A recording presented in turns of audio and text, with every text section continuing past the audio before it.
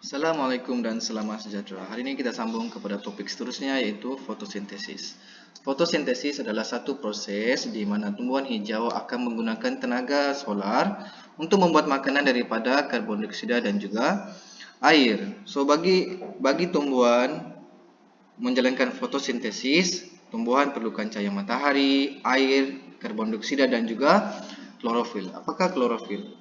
Klorofil ini adalah satu pigmen hijau yang terdapat pada daun yang fungsinya untuk menyerap cahaya matahari.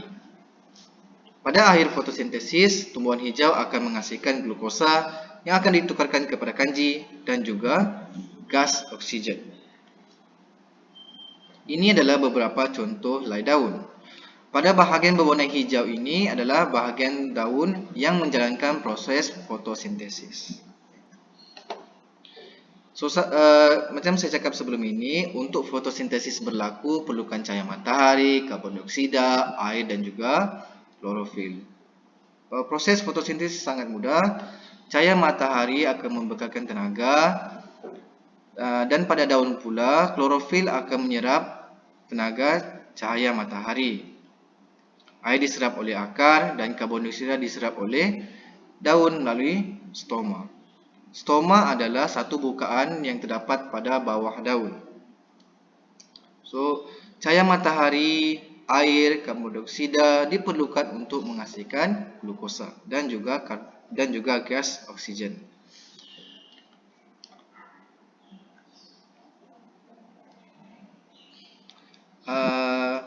Pada akhir fotosintesis, glukosa yang dihasilkan akan ditukarkan kepada kanji. Okay? So, macam mana kita mau buat satu ujian untuk mengesahkan bahawa kanji itu terdapat pada daun? So, biasanya dalam eksperimen kita buat macam ni. Kita ambil satu helai daun, panaskan dia sampai ini mendidih. Kemudian sudah mendidih, helaian daun tadi akan direndamkan dalam satu larutan etanol. Okay, dalam tempoh 5 hingga 10 minit macam tu.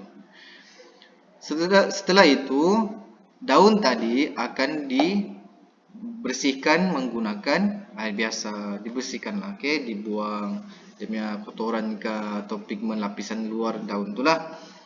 Sudah dibersihkan, baru kita titiskan larutan iodin pada permukaan daun tadi. Kalau ada tumpukan berwarna biru gelap selepas dititiskan dengan iodin, maka terbuktilah bahawa kanji dihasilkan oleh daun. Okey. So, itulah dalam contoh ini, di luar kawasan luar daun ini adalah berwarna hijau. Dipanaskan, direndamkan dengan etanol dan dibersihkan dan kemudian dititiskan dengan larutan iodin. Kamu dapati bahagian luar ini sahaja yang berwarna biru gelap. So, bahagian luar ini sahaja yang akan menjalankan proses fotosintesis. Yang berwarna merah ini tidak, ya.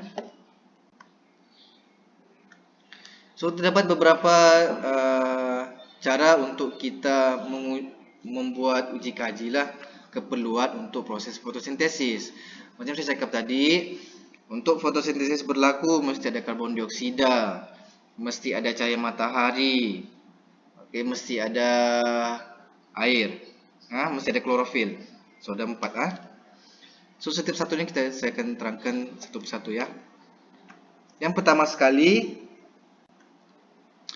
eksperimen menunjukkan karbon dioksida diperlukan untuk fotosintesis. Dalam eksperimen ini biasanya kita ambil dua tumbuhan, 2 pasu bunga, kemudian ditutupkan dengan bell jar ini, ya, bell jar. Tutup. Salah satu daripada tumbuhan itu disertakan sekali dengan kepingan potasium hidroksida. Fungsi potasium hidroksida adalah untuk menyerap karbon dioksida. So, di antara kedua-dua ini, di sini tiada karbon dioksida, di sini ada karbon dioksida. So, dalam eksperimen ini, pemboleh ubah dimanipulasi adalah karbon dioksida. So, ini tiada karbon dioksida, di sini ada karbon dioksida. Pemboleh ubah bergerak pula kehadiran kanji, pemboleh ubah dimalarkan kehadiran cahaya, klorofil dan juga air. Kehadiran kanji kita uji sama seperti kita gunakan titisan iodine tadi ya. Okey. Eksperimen yang kedua adalah untuk mengkaji keperluan cahaya untuk fotosintesis. Dalam eksperimen ini biasanya kita ambil satu satu pokok. Dalam satu daunnya itu kita tutupkan dengan kepingan kertas dan klipkan. Letakkan di tempat yang ada cahaya matahari dan biarkan untuk beberapa hari. Selepas beberapa hari, kepingan kertas itu dibuka. Bila kamu buka, kamu akan perasan bahagian sebelah sini akan berwarna lebih gelap. Bahagian yang ditutup dengan kertas akan berwarna lebih cerah dan sini berwarna gelap. Pemboleh ubah dimanipulasi dalam eksperimen ini adalah kehadiran cahaya matahari sebab sebahagian daripada daun itu kamu tutupkan dengan kertas. So, kamu halang cahaya matahari daripada sampai ke bahagian sinilah. Pemboleh bergerak balas kehadiran kanji sebab kalau tidak ada cahaya matahari, kanji tidak boleh dihasilkan. Pemboleh ubah dimalarkan kehadiran karbon dioksida, klorofil dan juga air. Seterusnya eksperimen yang ketiga adalah yang ketiga tidak ada. Ini keperluan cahaya sama seperti yang ini ya. So bila kita buat uji kaji menggunakan larutan iodine, kamu akan dapati bahagian yang tidak ditutup akan berwarna lebih gelap. Bahagian yang ditutup tidak berwarna langsung, tidak berwarna gelap. Ini menunjukkan bahawa bahagian yang ditutup dengan kertas itu tadi tidak menjalankan fotosintesis. Okey, bahagian yang tidak ditutup menjalankan fotosintesis, yang ditutup tidak menjalankan fotosintesis.